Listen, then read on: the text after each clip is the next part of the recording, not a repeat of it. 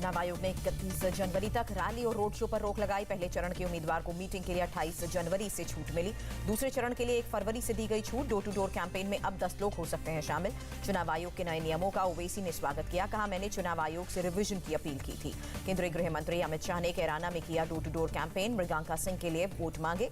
गृह मंत्री अमित शाह ने कहा, समाज के हर वर्ग से एक ही आवाज सुनाई दे रही है। इस बार भाजपा 300 पार। अमित शाह की जनता से अपील, कानून व्यवस्था बनाए रखने और तुष्टीकरण को समाप्त करने के लिए फिर से बनाए बीजेपी सरकार। सत्ता में आने के बाद साल 2014 के बाद प्रधानमंत्री मोदी ने यूपी के विकास का बीड़ा उठाया। सीएम योगी ने विकास की गति को तेज किया।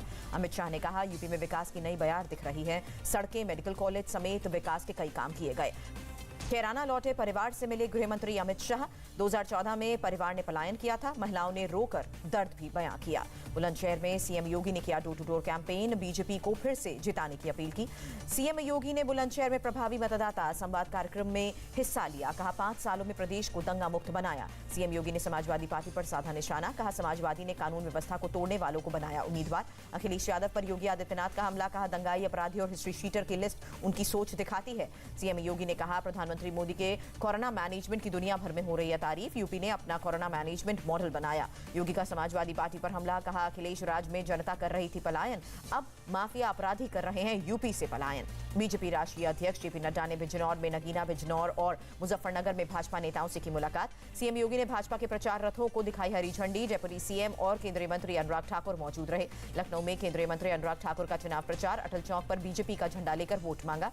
मैनपुरी की करहल सीट से ही चुनाव लड़ेंगे अखिलेश यादव। समाजवादी पार्टी ने औपचारिक ऐलान किया। रोजगार देने पर बोले अखिलेश, 22 लाख लोगों को आईटी सेक्टर में नौकरी देंगे। स्टूडेंट्स को फिर मिलेंगे फ्री लैपटॉप।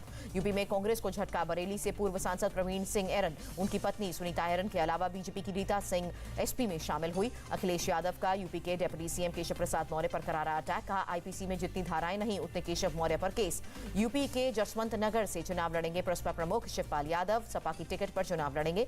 आजम खान ने सुप्रीम कोर्ट में लगाई जमानत की अर्जी। कहा, सरकार लापरवाही बरत रही है। यूपी चुनाव में एक साथ आए ओवैसी, बाबू सिंह कुशवाहा और वामन मिश्रा, तीनों ने मिलकर बनाया भागीदारी परिवर्तन मोर्चा। ओवैसी ने कहा, सरकार बनी तो 5 साल में ओबीसी और दलित समुदाय से बारी बारी से 2 सीएम होंगे। एक मुस्लिम समेत 3 डिप्टी सीएम भी होंगे। जन अधिकार पार्टी के बाबू सिंह कुशवाहा ने कहा, अगर मोर्चे में कोई और दल शामिल होना चाहता है तो दरवाजे खुले हैं। यूपी के लिए बीएसपी ने जारी की उम्मीदवारों की दूसरी सूची। 51 उम्मीदवारों की लिस्ट जारी। बीएसपी चीफ मायावती ने पार्टी को दिया नया नारा, हर पोलिंग बूथ को जिताना है, बीएसपी को सत्ता में लाना है। प्रियंका गांधी पर योगी सरकार के मंत्री सिद्धार्थनाथ सिंह का हमला। कहा, लड़की हूं लड़ सकती हूं का नारा खोखला। नारा देने वाले पहले खुद तो लड़कर दिखाएं। रायबरेली से बीजेपी उम्मीदवार अदिति सिंह ने कांग्रेस पर साधा निशाना। कहा, कांग्रेस लीडरशिप क्राइसिस से जूझ रही है। अदिति सिंह ने कहा, यूपी में चुनाव के वक्त कांग्रेस नेता आते हैं, यूपी जनता फिर से बीजेपी की सरकार बनाएगी। यूपी चुनाव में अकेले लड़ेंगे नीतीश कुमार की पार्टी। जनता दल यूनाइटेड ने जारी की 26 उम्मीदवारों की लिस्ट। जेडीयू अध्यक्ष ललन सिंह ने अपनी ही पार्टी के नेता के फैसले पर सवाल उठाए। कहा, आरसीपी सिंह कहते थे यूपी में भी बीजेपी साथ मिलकर लड़ेगी। ललन सिंह ने कहा, अगर हमारी पार्टी पहले से तैयारी में जुटी होती तो अधिक सीटों पर और मजबूती के साथ लड़ते। यूपी में चुनाव से पहले कई जिलों के डीएम और एसपी बदले। फिरोजाबाद के नए डीएम होंगे सूर्यपाल गंगवार। नेहा शर्मा होंगी कानपुर की डीएम। उत्तराखंड के पूर्व सीएम हरीश रावत का बीजेपी पर हमला। कहा, 5 साल में डबल इंजन शुरू ही नहीं हो पाया। हरीश रावत ने आम आदमी पार्टी को भी घेरा। कहा, उत्तराखंड में किसी तीसरी पार्टी के लिए जगह नहीं है। हरक सिंह रावत पर बोले हरीश रावत, पार्टी में अलग अलग फैक्टर देखकर फैसले लिए जाते हैं। उत्तराखंड में सीएम फेस पर हरीश का इशारा। कहा, मेरा काम बहुमत लाकर देने का है, फैसला पार्टी लेगी। पंजाब में आपके सीएम कैंडिडेट भगवंत मान ने चरणजीत सिंह चन्नी को चुनौती दी। कहा, मेरे खिलाफ धुरी से आकर लड़े। नवजोत सिंह सिद्धू के सलाहकार मोहम्मद मुस्तफा के बयान पर सियासी बवाल। खुद को बताया कौम का सिपाही।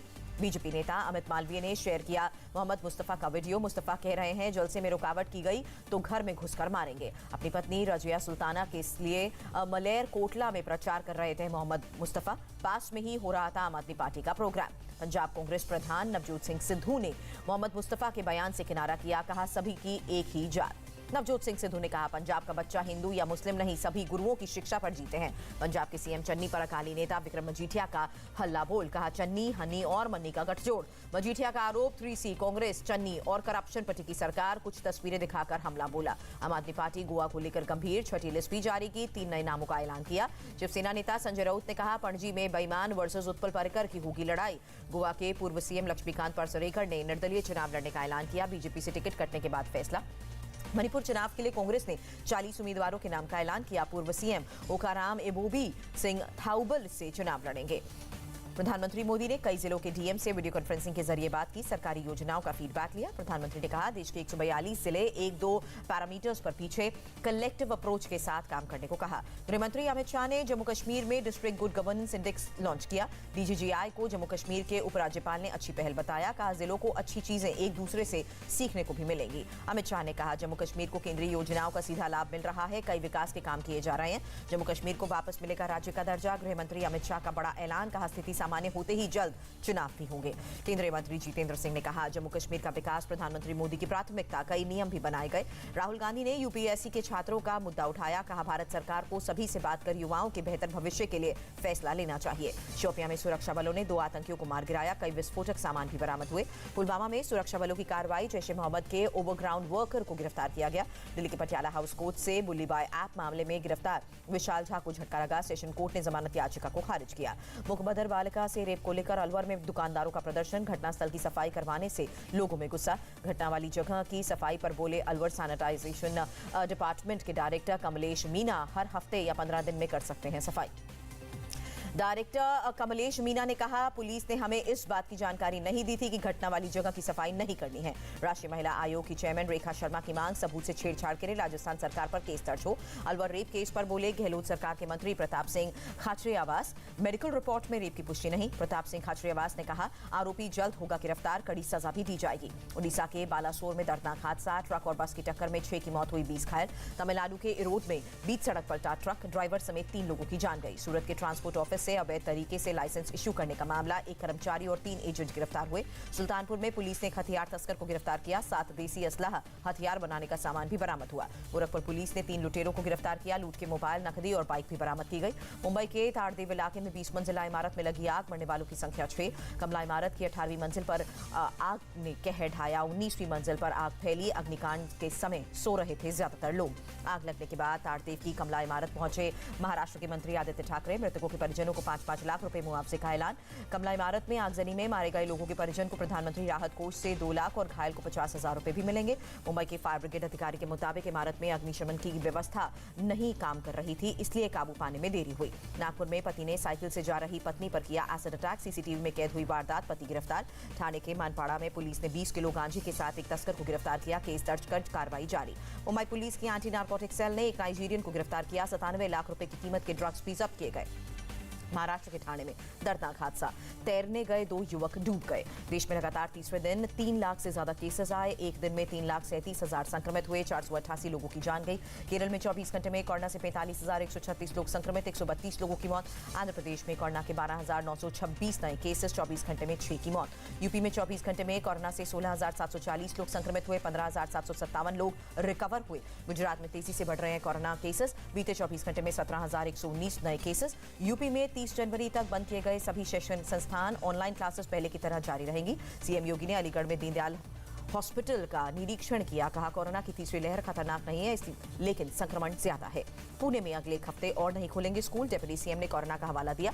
कर्नाटक में हटा वीकेंड कर्फ्यू, राजधानी बेंगलुरु समेत सभी शहरों के बाजारों में रौनक लौटी। वीकेंड कर्फ्यू की वजह से श्रीनगर की सड़कों पर भी सन्नाटा पसरा, गैर जरूरी गतिविधियों पर रोक। लक्षद्वीप में कक्षा 9 तक के मदरसों को बंद करने का आदेश दिया गया, कोरोना की वजह से प्रशासन का फैसला। टोक्यो में बुजुर्गों को बूस्टर डोज लगनी शुरू हुई, जापान के 80% लोग फुली वैक्सीनेटेड। रूस में 24 घंटे में कोरोना के 57,272 नए केसेस आए, अधिकारियों ने ओमिक्रॉन वेरिएंट को वजह बताया। पाकिस्तान के एंटी टेररिज्म कोर्ट ने यूट्यूबर को 1 साल जेल की सजा सुनाई, श्रीलंकाई नागरिक की मॉब लिंचिंग को सही ठहराने का दोषी करार। भारत में ही होगा आईपीएल का 15th सीजन, मार्च के लास्ट वीक से शुरुआत होगी, मई के एंड तक मुकाबला चलेगा। आईपीएल के 15th सीजन में 2 नई टीम्स लखनऊ और अहमदाबाद भी शामिल होंगी। 12 से 13 फरवरी को होगा mega auction. BCCI secretary Jay Shah ने कहा कोरोना की वजह से हम प्लान बी पर भी कर रहे हैं काम, ऑक्शन से पहले वेन्यूज तय हो जाएंगे। इंडिया टीवी हर वक्त हर जगह डाउनलोड करने के लिए सर्च करें India TV news Google play store या ऐप स्टोर पर।